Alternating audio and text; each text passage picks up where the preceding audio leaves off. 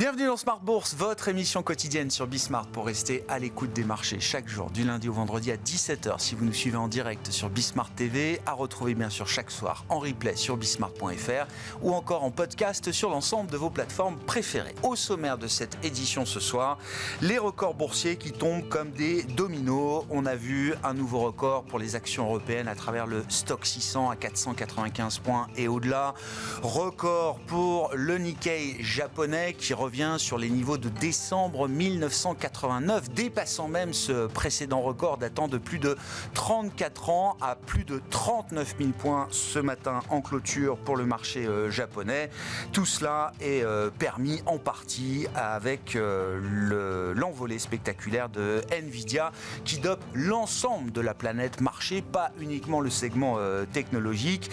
Nvidia qui s'envole de 14% au moment où on se parle et qui voit sa capitalisation boursière bondir d'un L'Oréal environ autour de 230-240 milliards de dollars de gains de capitalisation boursière sur une seule journée, sur une seule séance de trading. C'est évidemment un record. Nvidia qui a déjà accumulé 700 milliards de capitalisation boursière depuis le 1er janvier uniquement, après un gain en 2023 qui aura été près de 250% pour le titre Nvidia. On y reviendra, ce sera bien sûr le sujet à la une de Planète Marché dans un instant. Et puis du côté macro, la livraison des enquêtes de conjoncture PMI pour le mois de février confirme ce qu'on observe déjà depuis quelques temps en zone euro, à savoir que la zone euro est en train de réaccélérer ou de renforcer sa croissance. Je parle bien sûr de la zone euro hors Allemagne, qui reste, elle, plombée, avec même une aggravation conjoncturelle si on regarde les derniers PMI. Mais du côté français, on parle d'une forme de stagnation, en dessous du niveau de zéro peut-être, mais pour le reste, et la périphérie notamment, c'est un nouveau renforcement de la croissance qui est signalée par ces enquêtes au mois de février. Voilà donc pour le panorama des marchés et de la macro dont on va discuter dans quelques instants. Et puis dans le dernier quart d'heure de Smart Bourse, le quart d'heure thématique, nous parlerons d'immobilier. Et là aussi, comme sur les marchés, le timing est crucial. 2024 sera l'année du démarrage d'un nouveau cycle immobilier. Comment s'y préparer? Nous en parlerons avec le directeur général de Sofidy, Jean-Marc Peter, qui sera avec nous en plateau à partir de 17h45.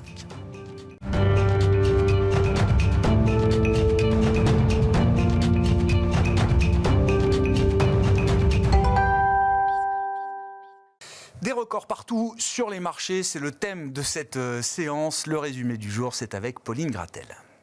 Plus de records sur le monde de la bourse. Le CAC bat à nouveau son plus haut niveau aujourd'hui pour aller chercher les 7900 points au cours de la séance. Le Stoxx 600 atteint les 495 points, un plus haut historique dépassant son précédent record de janvier. Côté japonais, le Nikkei bondit de plus de 2% pour signer un nouveau record en clôture au-delà des 39 000 points. L'indice nippon dépasse ainsi son précédent plus haut atteint en 1989. Un tel engouement est rendu possible en partie grâce à Nvidia qui publie des résultats records. Multiplication par 6 de ses profits à près de 30 milliards de dollars, 22 milliards de dollars de chiffre d'affaires, plus 265% par rapport à l'an dernier, 12,3 milliards de dollars de bénéfices nets sur le trimestre novembre-janvier. Le fabricant de puces anticipe un chiffre d'affaires de 24 milliards de dollars pour le trimestre en cours. Bref, c'est largement supérieur aux attentes du marché et à ses propres prévisions. Ces nouveaux records sont salués par les investisseurs et le titre bondit de 15% à l'ouverture de Wall Street. Du côté des entreprises du CAC à se prêter à l'exercice de la publication des résultats, Engie était au programme. Malgré un chiffre d'affaires en baisse, Engie fait état d'un résultat net à 2,2 milliards d'euros au titre de l'exercice 2023. Le titre est en hausse de plus de 2% à Paris. Du côté d'AXA, malgré un bénéfice net en dessous des attentes, le marché salue l'annonce d'un nouveau plan stratégique avec un objectif de taux de distribution aux actionnaires de 75%. Danone présente un chiffre d'affaires de 27,6 milliards d'euros, en progression de 7% sous l'effet des hausses des prix. Ces résultats sont conformes aux attentes. En revanche, pour 2024, Danone s'attend à un ralentissement de la croissance organique de ses ventes. Ces publications ne suscitent pas d'enthousiasme particulier des investisseurs. Le titre de Danone est proche de l'équilibre aujourd'hui. Hors indice phare, on note la forte progression de Sopra Steria. Le groupe fait état de résultats annuels solides, mais la grosse nouvelle du jour, c'est l'annonce du projet de cession de sa branche Sopra Banking Software à Axway. Cette branche représente environ 340 millions d'euros de chiffre d'affaires, des annonces saluées par le marché. Le titre bondit de plus de 10% et se négocie ainsi à ses plus hauts sommets, autour de 230 euros. Les hôtels Accor font état de résultats supérieurs aux attentes pour l'année 2023 et surtout d'un excédent brut d'exploitation qui atteint pour la première fois le milliard d'euros, en hausse de 55%. Et ça, c'est un record pour le groupe. Ces résultats sont salués et le titre est en hausse de 5%. Demain, les investisseurs prendront connaissance de la deuxième estimation du PIB et de l'indice IFO du moral des chefs d'entreprise en Allemagne. Tendance, mon ami, chaque soir, en ouverture de Smart Bourse, les infos clés du jour sur les marchés avec Pauline Gratel qui nous accompagne sur Bismart.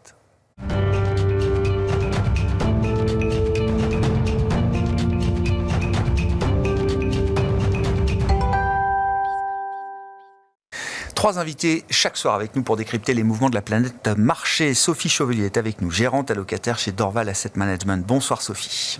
Bonsoir Grégoire. Merci d'être là. Merci à Julien Pierre Nouan de nous accompagner également. Bonsoir Julien Pierre. Bonsoir Grégoire. Vous êtes directeur des études économiques et de la gestion diversifiée de Lazare Frères Gestion. Et avec nous également Christian Parizeau. Bonsoir Christian. Bonsoir. Ravi de vous retrouver. Vous êtes économiste et président d'Altair Economics. Donc Nvidia, l'action la plus importante du monde, telle que l'ont décrété hier les traders de Goldman Sachs. Et vous écriviez ce matin dans votre morning, quand les arbres montent jusqu'au ciel, Christian. C'est la question que soulève Nvidia. Est-ce que Nvidia est un arbre qui peut encore monter plus haut dans le ciel ? Les résultats sont impressionnants. Pauline citait quelques chiffres. Moi, je retiens aussi la marge brute de Nvidia, qui est passée en un an de 66 à 76%. Non, tout est impressionnant, cette publication, il faut le reconnaître. C'est une société qu'on pourrait appeler une société en hyper-croissance. C'est-à-dire qu'aujourd'hui, quand vous avez un chiffre d'affaires qui fait 200%, que l'activité propre, vraiment les puces pour les serveurs qui sont dédiés à l'intelligence artificielle, c'est 409% de croissance. Alors voilà, c'est impressionnant. Donc toute la question aujourd'hui, c'est combien de temps ça va durer. Parce que si vous me faites 409% sur les 5 prochaines années, bon bah il n'y a pas de problème, elle n'est pas chère, il faut aller l'acheter, parce qu'aujourd'hui elle n'est pas chère. Mais toute le problématique est là, c'est combien de temps ça va durer. Alors après on va se débattre, il y a de la concurrence qui va venir, c'est pas possible de conserver un rythme de croissance comme ça. Mais c'est vrai qu'il nous a fait une petite promesse quand même, le patron d'Nvidia. Il nous a dit sur les 2 prochaines années on peut rester sur ce rythme-là. Il de croissance. Il s'est pas mouillé, il n'a pas dit je vais faire 400%. C'est pas la virgule près, c'était pas une guidance précise. Voilà, il a dit mais c'est un rythme de croisière qu'on peut tenir encore. On fait une guidance à un trimestre, mais sur les 2 prochaines années, on peut rester quand même sur ce rythme-là, ce qui est quand même assez impressionnant et ce qui donne quand même un peu de marge pour la valorisation de l'action, forcément. Alors on peut dire, oui, c'est délirant, elle prend 14% sur une société qui est déjà chère, mais il y a quand même cet élément-là qui a pas mal rassuré. Alors après, on l'a titillé un petit peu, on lui a dit, mais attention, est-ce que vos fournisseurs vont suivre ?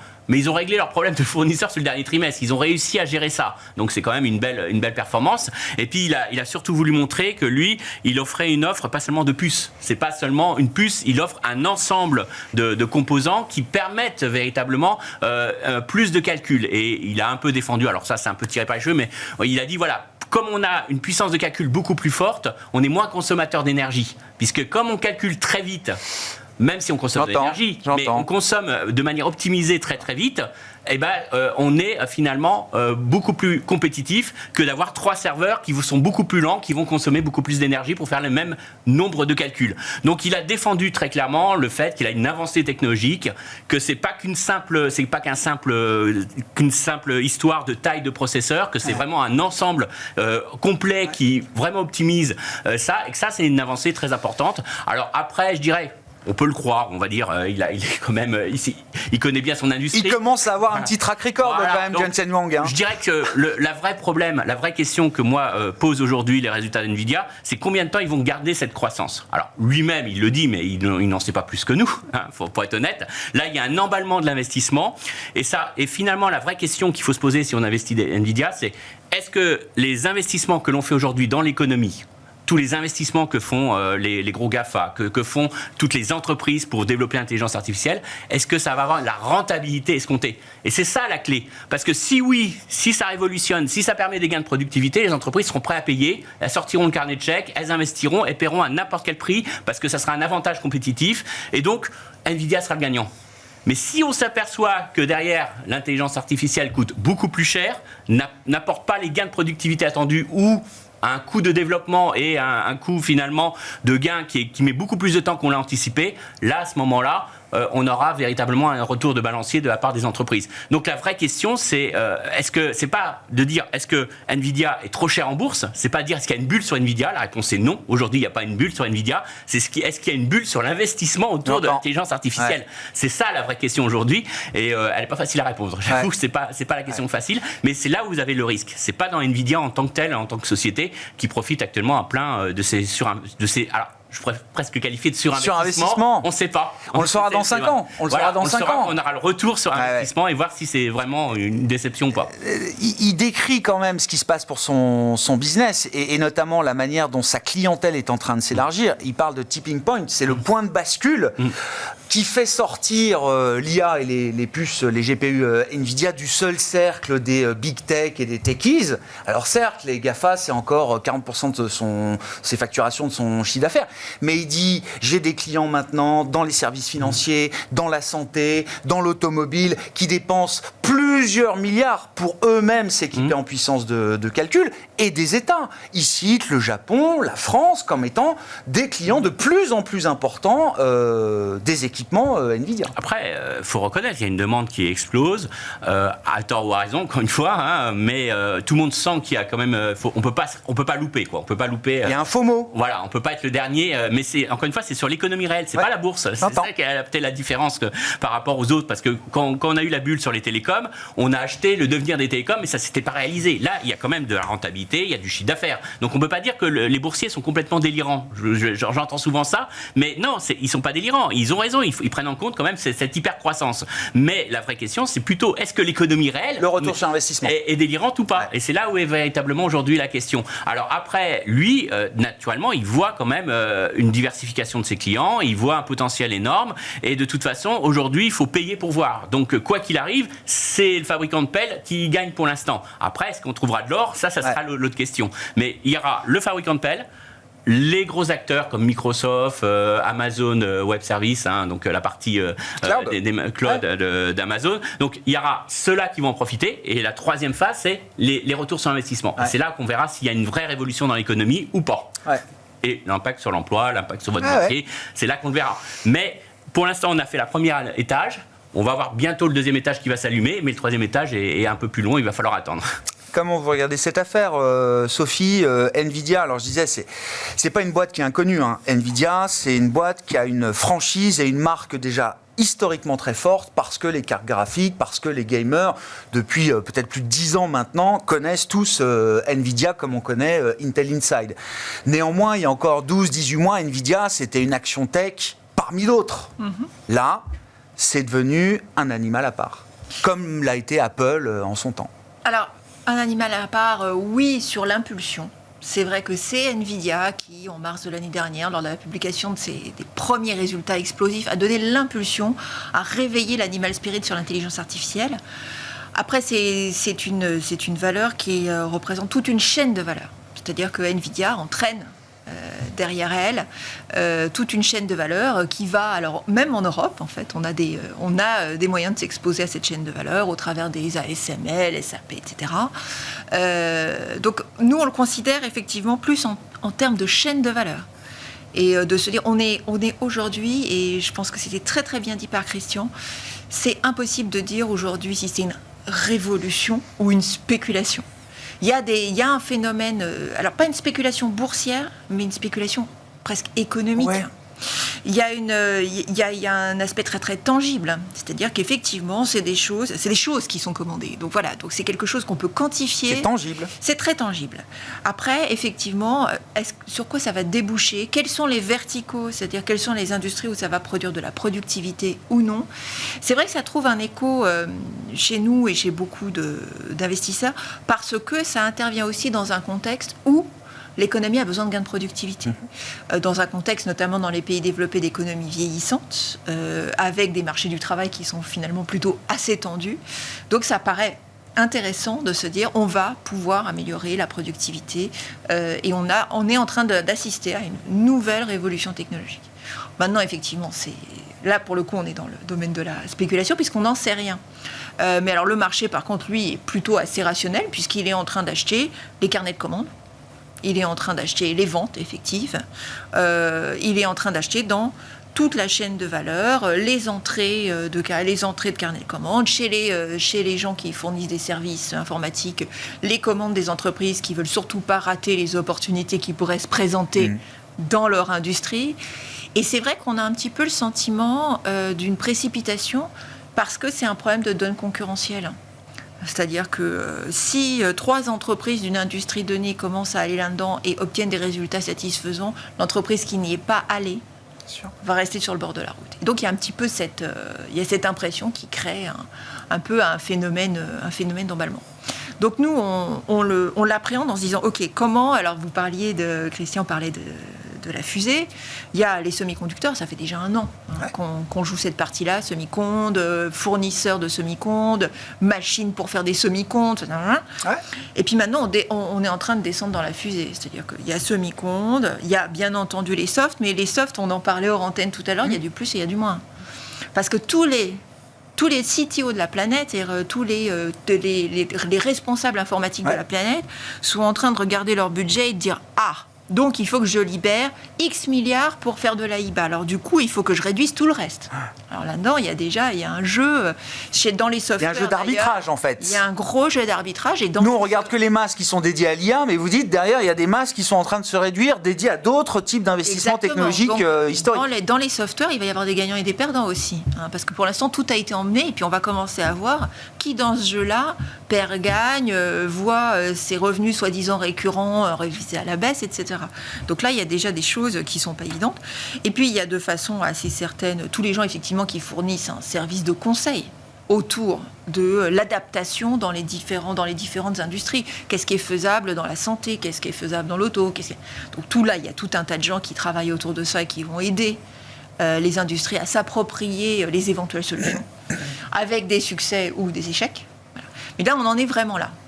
Donc on peut déjà aller travailler toute cette chaîne de valeur avec pas mal de possibilités. Est-ce que ça en fait déjà un vrai thème de marché, Julien Pierre, au sens de la profondeur, de l'univers d'investissement, de la diversité aussi de l'univers d'investissement qui ne serait pas que réduit à quelques fournisseurs de matériel ou de hardware, j'entends. Est-ce qu'on appréhende ça comme un vrai thème profond et de long terme ?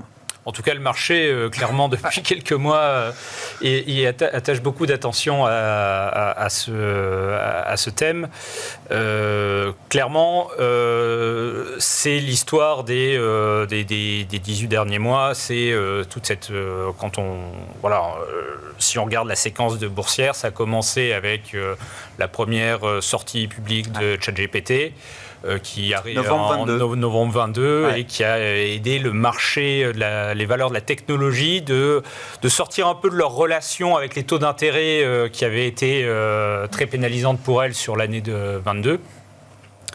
Et aujourd'hui, on a effectivement, on l'a dit, des choses tangibles par rapport à une période comme 2000 où valoriser des choses très très lointaines. Là, on a des entreprises qui gagnent beaucoup d'argent. Après, la question, effectivement, c'est celle du prix. Et c'est aussi se dire qu'on est quand même dans des cycles, dans une industrie de CAPEX.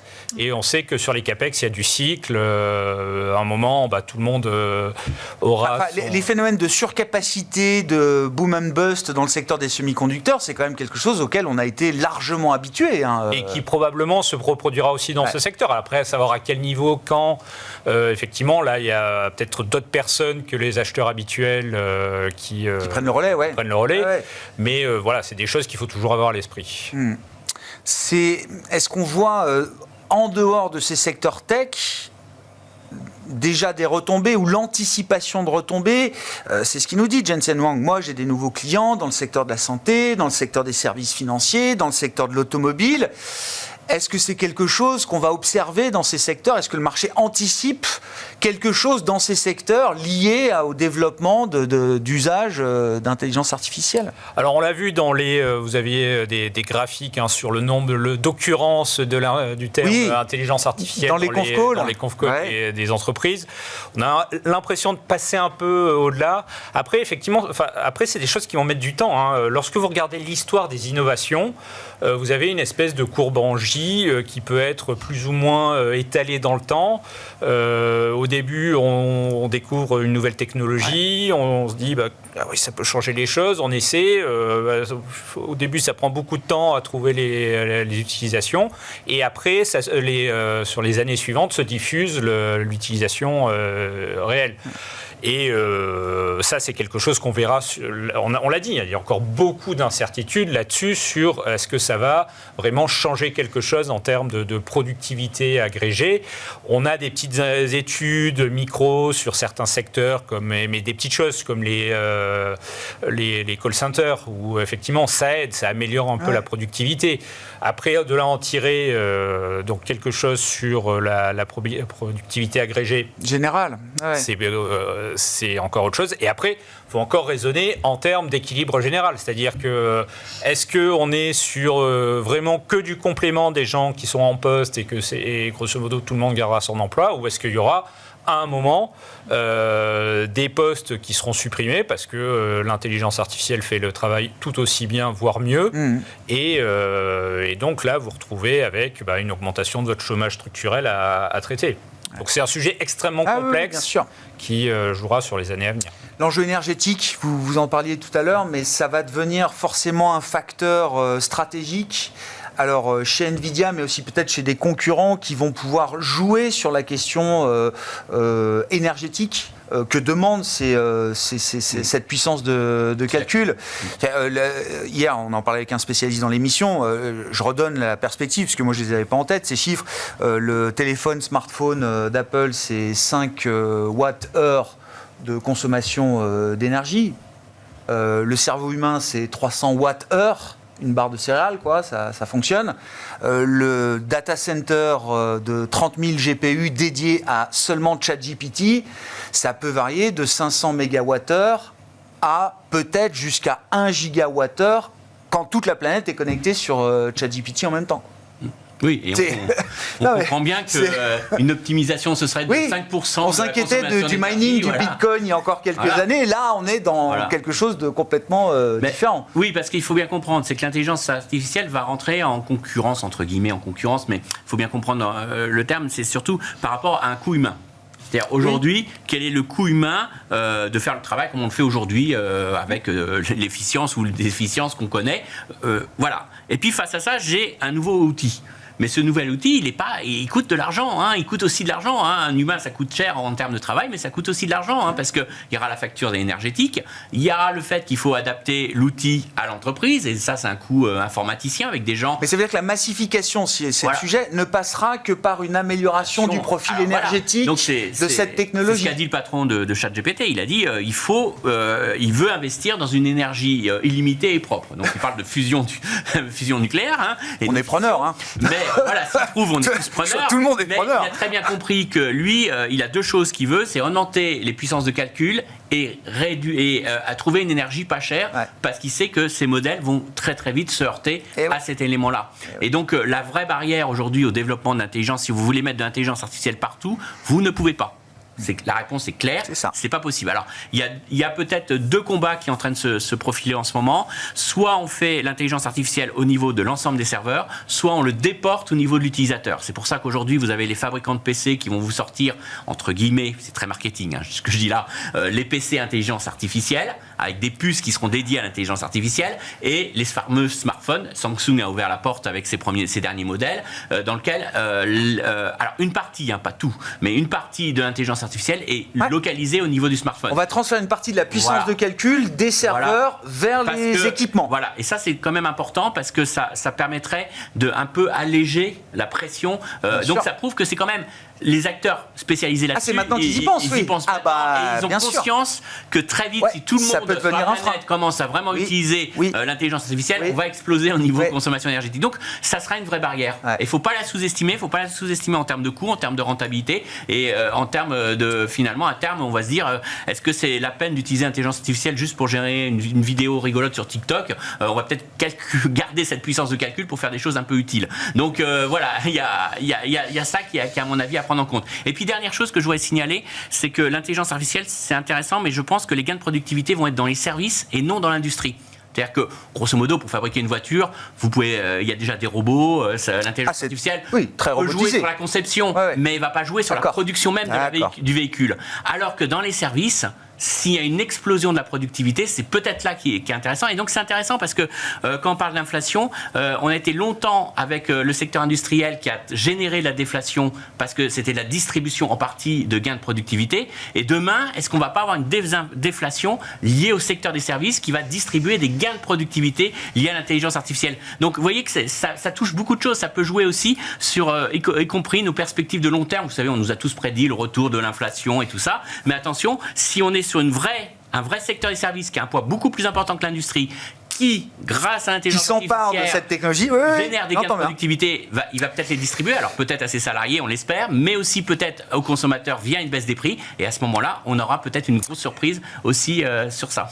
Quand Goldman Sachs disait hier que c'était l'action la plus importante du monde, Nvidia, les traders faisaient référence notamment à des corrélations très fortes qui ont pu se créer du point de vue indiciel, factoriel, etc.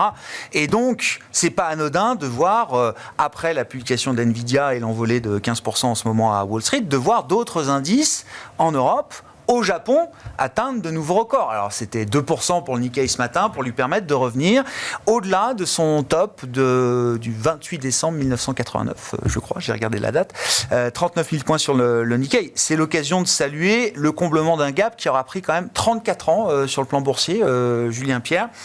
Alors, quelle est l'histoire devant nous pour le Nikkei, puisqu'il y a quand même un momentum très fort, et qu'est-ce qu'on peut dire des moteurs qui ont permis justement de combler ce gap qu'on n'imaginait peut-être pas voir combler un jour, en tout cas en 2024. Oui, alors ça rappelle aussi qu'il faut toujours faire attention à quel prix on achète les actifs financiers, parce qu'on peut mettre de nombreuses années avant de retrouver son prix d'achat.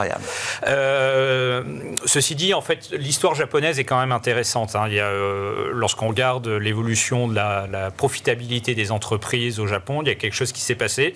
C'est une des fameuses flèches des Abenomics qui a mis du temps à un peu se diffuser, mais on commence à voir quand même des entreprises japonaises qui sont plus soucieuses de retour aux actionnaires, de discipline financière. Donc, clairement, ça a aidé. Je pensais aussi un peu de déport des investisseurs qui avaient plus joué la Chine et qui se disent on va rester en Asie, mais on va aller sur le Japon. Un pays du G7, c'est bien aussi. C'est bien. On a un respect du droit des actionnaires qui est un peu plus important. Il y a le yen aussi qui a beaucoup aidé. Il ne faut pas oublier que le yen s'est énormément déprécié sur les 2 dernières années. Et donc ça c'est toujours favorable aux résultats des entreprises japonaises.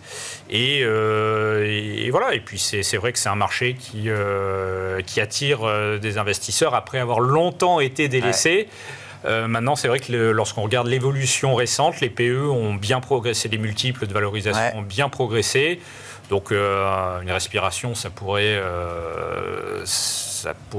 largement se produire. Mais il y a quand même cette histoire fondamentale. Il y a quelque chose de structurel qui a changé quand même. Les entreprises japonaises qui sont plus soucieuses de retour à l'actionnaire et de faire croître leur cours d'action. Ouais. C'est un double top, là, ou pas les 39 000 Nikkei, 34 ans après, pour parler un peu comme un analyste technique. Mais, c'est un plafond de verre ou ça c'est... En fait, j'aime pas trop cette idée de niveau d'indice, parce que ça dit rien du tout, en réalité. Alors, c'est visuel. Bon, alors, ça raconte quand même quelque chose. Non, ça raconte pas grand-chose. Ce qui compte, c'est la valorisation de l'indice lui-même. Entre-temps, en 34 ans, effectivement, il y avait probablement une bulle au Japon qui a explosé, etc. Et donc, on peut d'ailleurs questionner cette histoire-là sur la trajectoire chinoise. Maintenant, enfin, on peut faire plein de parallèles. Mais par contre, entre-temps, donc les entreprises ont souffert énormément, puis progressivement ont reconstitué leurs performances, leurs résultats, Et on est parti d'un marché qui était extrêmement cher, qui s'est écroulé, qui pendant très longtemps s'est payé très très peu cher, qui n'intéressait pas grand monde. Alors, il y avait des rallyes de temps en temps très forts, 50% d'un coup, paf, ça retombait derrière, mais ça n'intéressait pas grand monde. Et puis progressivement, avec l'amélioration effectivement de la gouvernance, il y a eu un gros travail fait, et notamment par les autorités boursières qui portent tout un programme d'amélioration de la gouvernance. Ils sont allés jusqu'au name and shame pour pointer du doigt des entreprises qui laissaient traîner leur book value, etc.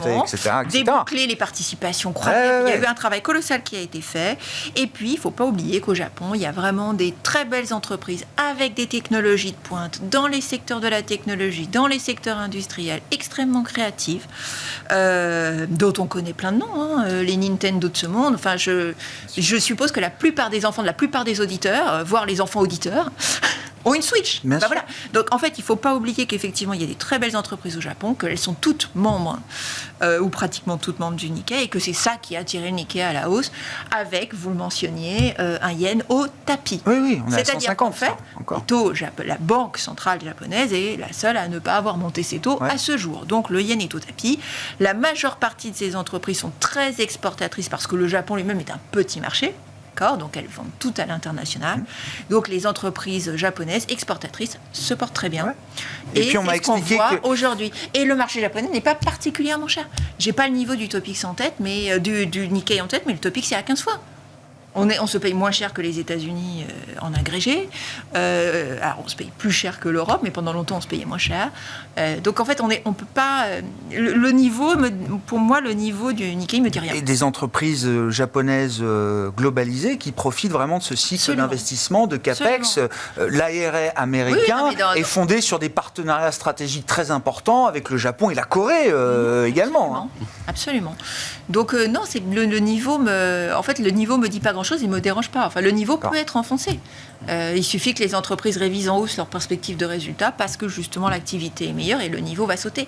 Et c'est bien la difficulté qui est en train de se jouer en ce moment, c'est que on n'en a pas parlé parce qu'on a décidé que c'était plus la peine, mais le pouls de banque centrale, donc en gros on n'a plus peur, on n'a plus peur des banques centrales quelque part, même si elles reculent un peu, le mouvement est là. Et puis il y a un nouvel animal spirit qui s'est réveillé dans le marché, donc maintenant la peur c'est un petit peu celle effectivement qu'à un moment on va partir dans une bulle. Et le problème qu'on a, c'est qu'il y a beaucoup de gens qui étaient très très prudents sur ces marchés, qui disent nanana, ça a beaucoup monté, puis la croissance économique va ralentir, nanana. Donc il y a encore un contre-pied majeur là qui est en train de se matérialiser sur les marchés. Donc là, on est en train de voir un FOMO en fait. Le fameux FOMO qui est de retour avec beaucoup de gens qui finalement étaient un peu en dehors et qui se disent tant pis, il faut que je rentre dedans, je peux pas le choix. Voilà. Et avec un effet retail assez fort. Donc c'est plus ça qui devient inquiétant maintenant. Sur le Japon spécifiquement, est-ce que ce qu'on raconte là, ça veut dire que le Japon est sorti de la déflation une bonne fois pour toutes, là, Christian ? On va aller jusque-là. Ah bah non, mais après... tout est possible désormais. Juste pour compléter, juste un tout petit point aussi un peu technique, n'oubliez pas que les indices vivent. Oui, ça rentre et ça sort. Voilà. Oui, c'est important, parce que les mauvais élèves, celles qui chutent, qui sont vraiment en difficulté, elles sortent de l'indice en 34 ans. Et structurellement, c'est plutôt les meilleurs qui restent. Oui, on est d'accord. Attention, on ne peut pas comparer Amazon rentre au Dow Jones, par exemple. Avec des entreprises qui ne sont pas identiques. Donc, il faut quand même attention. Je sais psychologiquement, on regarde, mais attention à ça. Sortie de la déflation, hausse de taux au Japon, c'est une histoire de 2024 ? Hausse de taux très limitée, puisqu'ils ont dit qu'ils sortiraient des taux négatifs. Mais ils ne veulent pas aller beaucoup plus loin. Donc c'est ça qui a vraiment rassuré en janvier. Tout le rallye depuis janvier, c'est le fait qu'en décembre, on avait une communication assez dure de la part de la Banque centrale du Japon, notamment de son nouveau gouverneur, qui disait en gros, il va falloir à un moment monter les taux, il y a une sorte de boucle prix-salaire qui est en train de s'initier, on va sortir. Et puis là, depuis quelques semaines, enfin surtout depuis début janvier, on a vraiment mis un coup de frein là-dessus, en disant non, on sort juste des taux négatifs, qui sont vraiment une erreur. Et puis derrière, alors ils disent pas que c'est une erreur, mais en gros...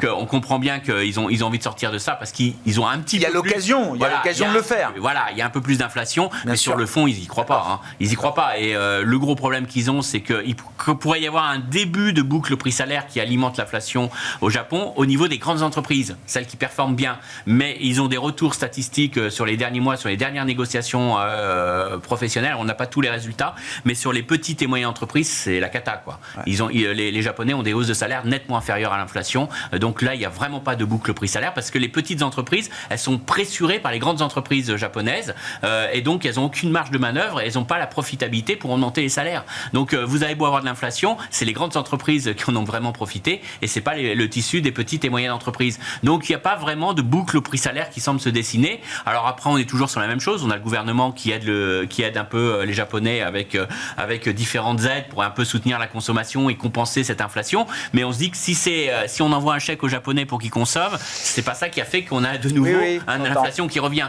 Ouais. Donc il y a un vrai risque que quand même l'inflation reste particulièrement basse au Japon et qu'on n'ait pas ce grand retour.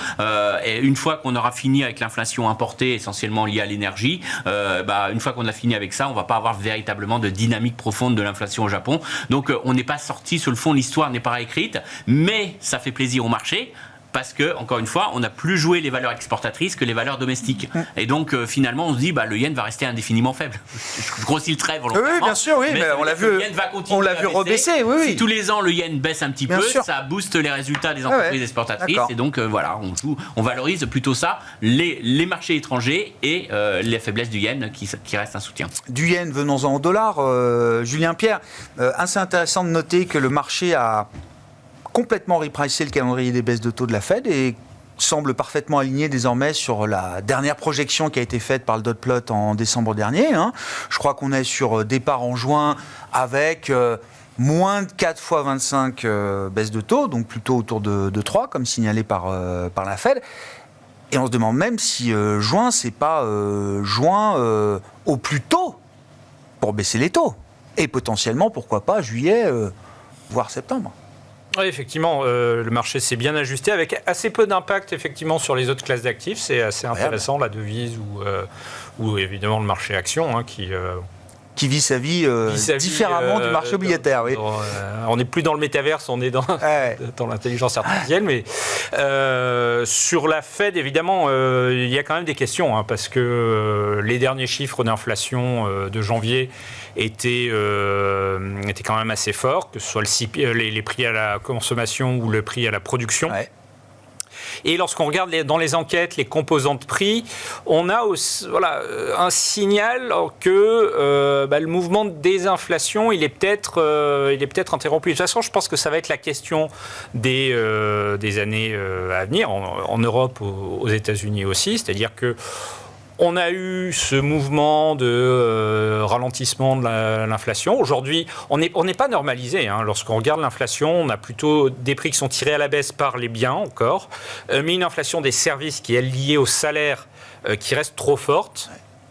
Est-ce que toute reprise de l'activité économique au niveau agrégé ne risque pas d'amener une réaccélération des salaires et donc une inflation qui repartirait à la hausse et donc là pour les banques centrales un vrai sujet. Ouais. Sachant qu'effectivement, jusqu'à présent, et c'est ce qu'on comprend quelques trimestres après, il y a eu ces gains de productivité quand même qui se sont matérialisés pendant plusieurs trimestres aux États-Unis, qui ont aidé, j'imagine, ce phénomène de désinflation immaculée. Sur la productivité américaine, je ne reprends pas l'exemple de Nvidia, mais il y a une limite aussi aux gains de productivité d'une économie comme l'économie américaine, malgré tout ce qui a été mis dedans, des dépenses, de CAPEX, etc., de nouvelles technologies qui arrivent. Ou est-ce qu'on peut quand même, prolonger un peu la trajectoire de la productivité américaine? Ça va être intéressant de voir un petit peu comment ça se passe effectivement dans les prochains mois. Si on regarde la trajectoire de la productivité américaine, on avait eu dans le Covid une nette accélération. Ouais. puis on avait rebaissé, et là on est un peu revenu sur la tendance des 10 dernières années. Ouais. La question, c'est est-ce qu'on reste sur cette tendance qui n'était pas une tendance extraordinaire, ou est-ce qu'on est effectivement, grâce à toutes ces nouvelles technologies, dans une nouvelle phase d'accélération de la productivité, et ça, malheureusement, il y a très peu d'indications pour répondre à cette question. Bien sûr. Et après, on peut aussi parler de la productivité dans le reste du monde, avec, pour le coup, en Europe, une situation très compliquée. Oui. Ce qu'on décrit sur la productivité, c'est pour l'instant un phénomène très centré américain. Oui. C'est pas autre chose, quelque chose qu'on retrouve ailleurs dans le reste du monde. Sur ces questions de banque centrale, est-ce qu'il faut commencer à imaginer des scénarios alternatifs où la Fed, j'allais dire, baisserait pas ses taux? C'est un peu provoquant de le dire comme ça, mais sérieusement, Sophie. Là, ça renvoie au scénario de Summers, qui est l'idée que on pourrait même avoir l'inverse, c'est-à-dire finalement une activité qui réaccélère avec des tensions inflationnistes et une Fed qui non seulement les baisse pas mais les monte. Alors ça, c'est vraiment le scénario adverse ultime. Oui. Et d'ailleurs, on reverrait peut-être la valorisation d'NVIDIA à l'occasion. Mais ce serait l'occasion d'un point d'entrée. D'en reparler, mais pour l'instant, ce n'est pas le cas. C'est en tout cas, effectivement, il y a un léger inconfort. Moi, je dis un léger parce que c'est vraiment pas le scénario central. Mais il y a un léger inconfort. Personne n'a capitulé sur l'idée qu'il y aura des baisses de taux. Voilà, lié au fait que les derniers chiffres d'inflation étaient un petit peu plus soutenus que ce qu'on aurait aimé. C'est que ça se stabilise à un niveau un peu trop élevé. Et puis que l'activité reste forte, reste vraiment plutôt soutenue aux États-Unis. On n'est pas arrivé à un point qui remettrait en question le fait qu'on va rentrer dans une phase de baisse de taux. Et le taux d'équilibre, alors ce qu'il est, le taux qui équilibre, entre guillemets, donc ce qu'on appelle le taux d'équilibre qui va équilibrer l'emploi et l'inflation est plus bas que les taux réels actuels, donc aux États-Unis et encore plus en Europe. Ils ont de la marge, oui. Donc on est de toute façon, effectivement, ils espèrent... On va vers une normalisation. Après, est-ce que ça commence là au mois de mai? On a repoussé d'avril, de mars, avril, mai.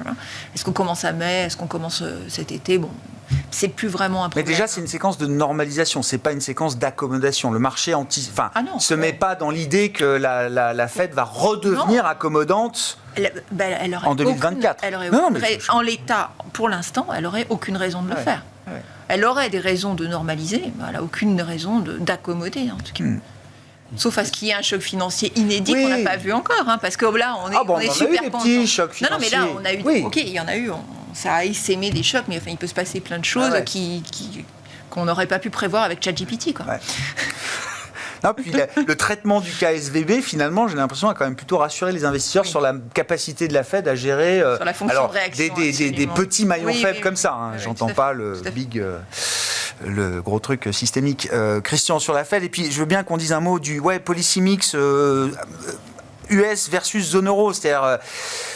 Qu'est-ce qu'on préfère, quoi? Est-ce qu'on préfère ce qui se passe aux États-Unis avec une politique budgétaire qui reste débridée, qui restera sans doute débridée, ou est-ce qu'on aime bien voir quand même un discours qui vise à ramener un peu d'orthodoxie quand même dans les politiques budgétaires, comme on le sent en zone euro aujourd'hui? Alors après, il faut reconnaître peut-être quelque chose, c'est que l'IRA, certes, ça coûte cher aux finances publiques, mais ça semble quand même générer pas mal de croissance et de la bonne, entre guillemets, de la bonne croissance. C'est pas de la dépense, c'est de l'investissement.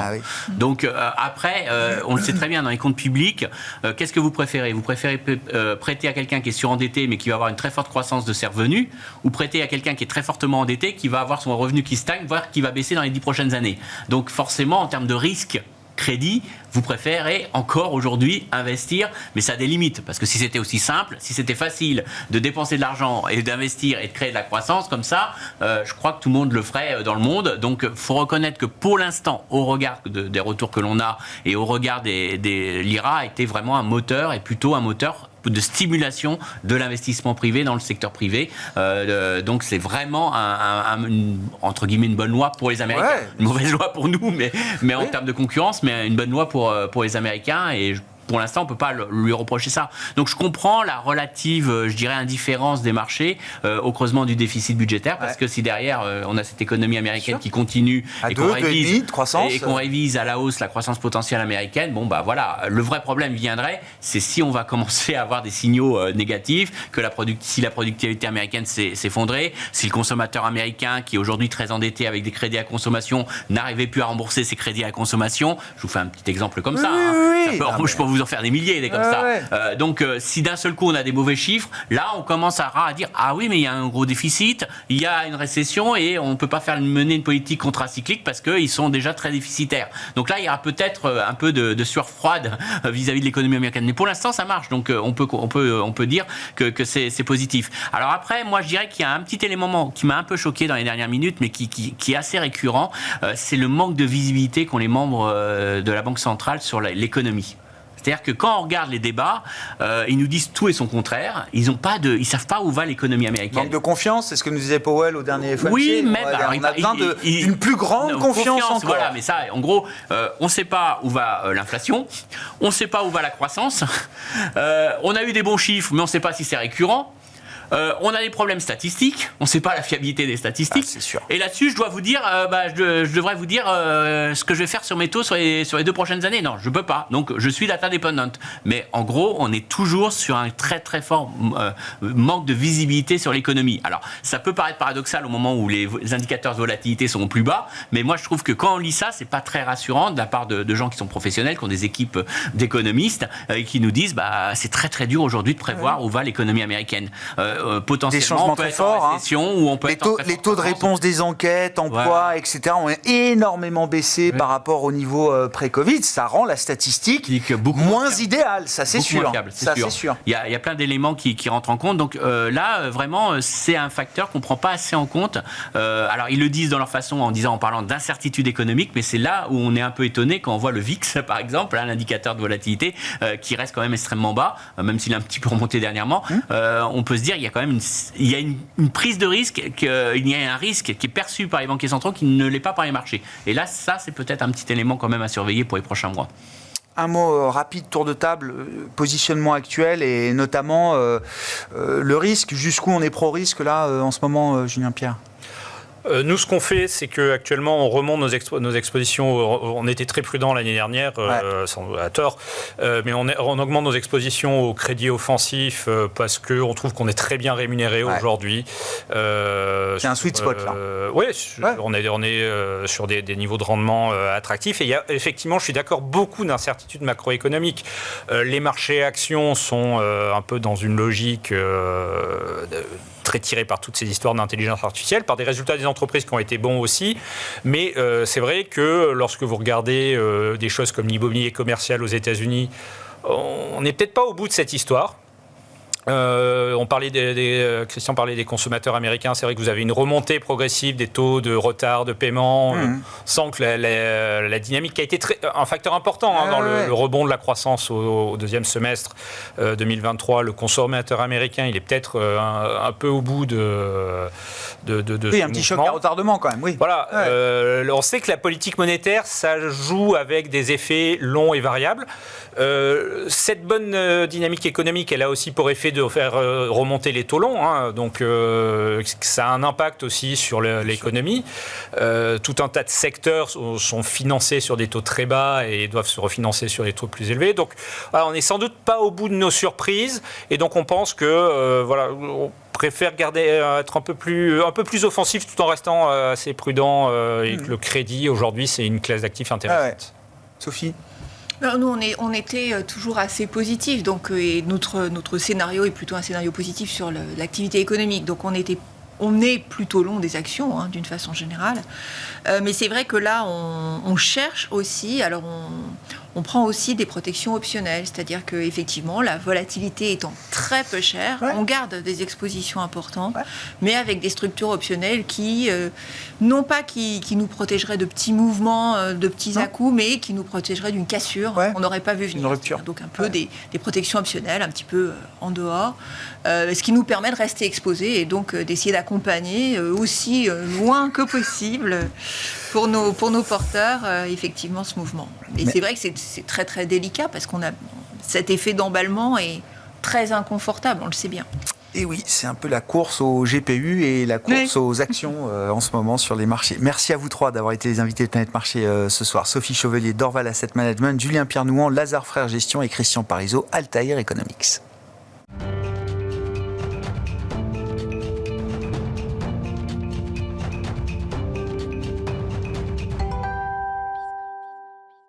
Le dernier quart d'heure de Smart Bourse chaque soir, c'est le quart d'heure thématique. Le thème ce soir, c'est celui de l'immobilier et comment se préparer au nouveau cycle immobilier qui va démarrer en cette année 2024. Je prends les devants pour accueillir Jean-Marc Peter. Bonsoir Jean-Marc.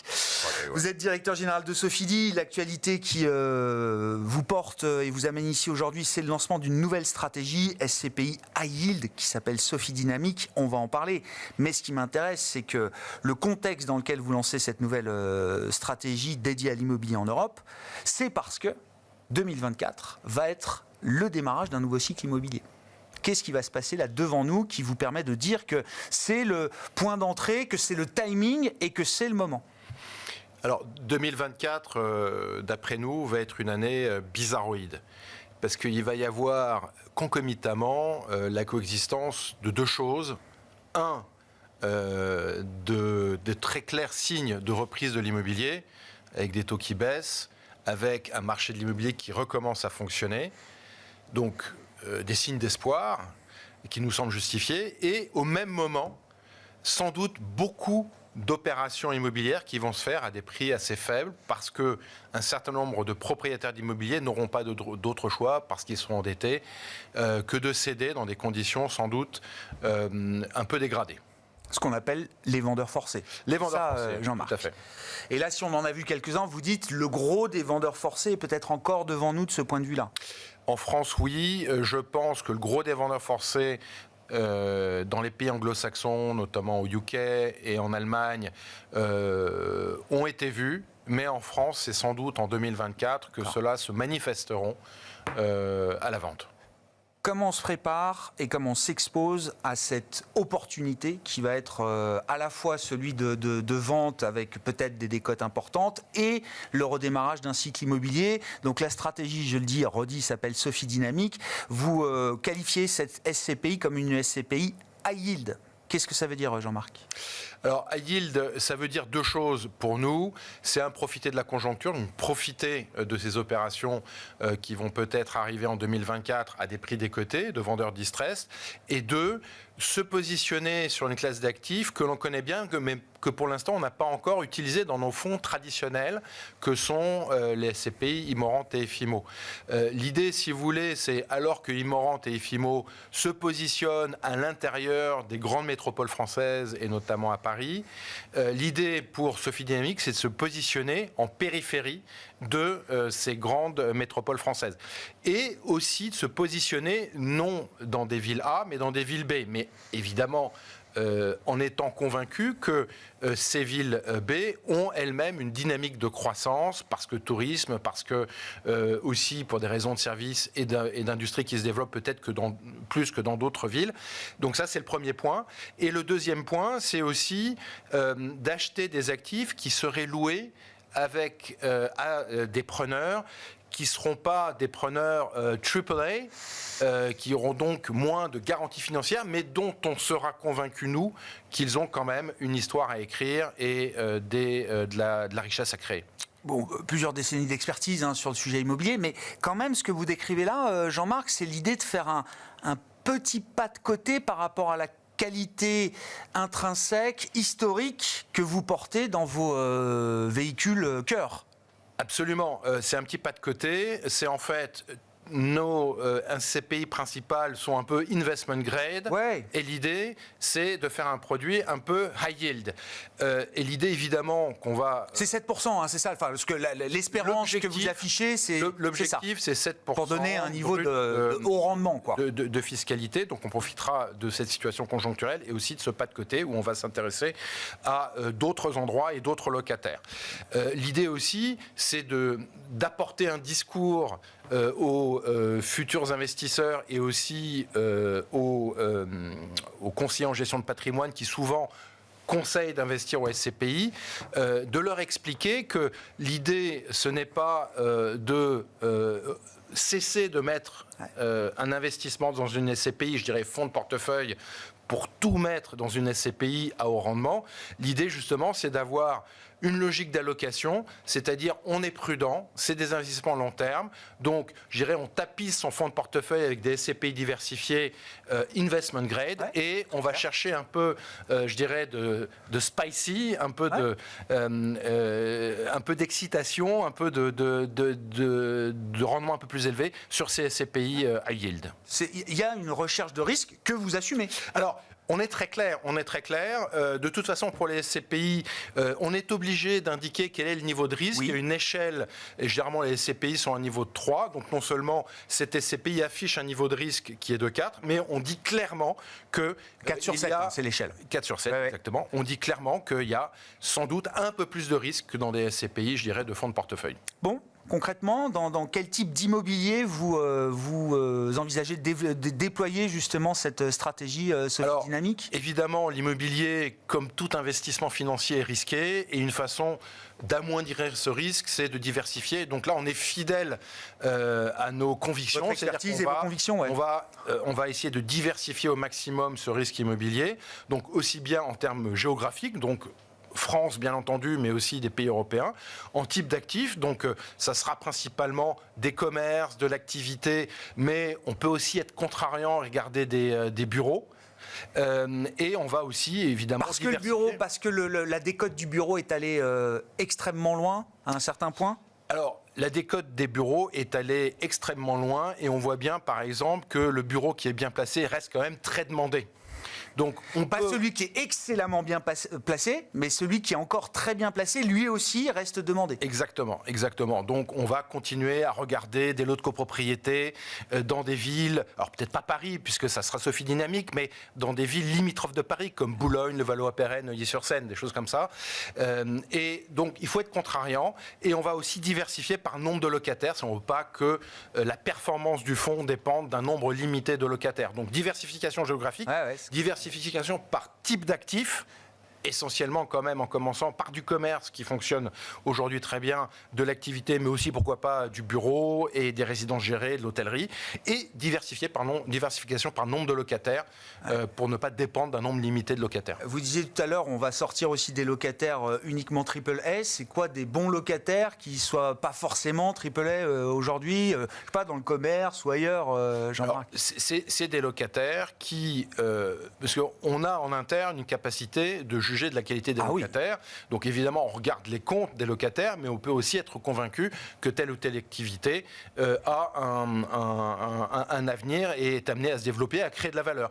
Donc on va peut-être considérer des locataires qui ont moins d'historique en termes de comptes, mais dont on est convaincu que leur activité a vocation à se développer et à créer de la valeur. Ouais. Sur les marchés hors France, puisque c'est une SCPI à vocation européenne, là aussi, est-ce qu'il y a des marchés particuliers qui vous intéressent dans le cadre de cette stratégie, j'entends Oui, bien sûr. Alors, on parlait de ce moment un peu distressed pour l'immobilier. Donc, clairement, aujourd'hui, les marchés où on fait les meilleures affaires, contre-intuitivement, c'est pas l'Europe Club Med, c'est l'Europe du Sud, c'est plutôt l'Europe du Nord. Et donc, on va regarder en priorité sans doute les marchés anglais, irlandais, allemands, hollandais. Pour essayer de trouver des bonnes affaires. Oui, c'est intéressant. L'Europe est un peu à front renversé en ce moment. Exactement. Ça va bien dans la périphérie. C'est ce que nous disaient les enquêtes de conjoncture encore aujourd'hui. C'est plus compliqué dans les pays cœurs et des pays du Nord. Exactement. Qui restent solides, bien sûr, mais qui ont plus souffert peut-être sur la partie immobilière que d'autres, par rapport à la crise précédente des dettes souveraines. Merci beaucoup, Jean-Marc. Merci d'être venu parler de ce moment important, 2024, avec une année bizarroïde, comme vous dites. Il y aura plusieurs phénomènes immobiliers qui vont coïncider, mais il y a la conviction quand même que c'est un nouveau cycle qui va démarrer là au cours de cette année 2024 et qu'on peut aller chercher du risque et du rendement dans ces marchés immobiliers en France et en Europe. Jean-Marc Peter, directeur général de Sofidy, et le lancement de cette nouvelle stratégie SCPI High Yield baptisée Sophie Dynamique. Merci d'avoir été l'invité du dernier quart d'heure de Smart Bourse ce soir sur Bismart.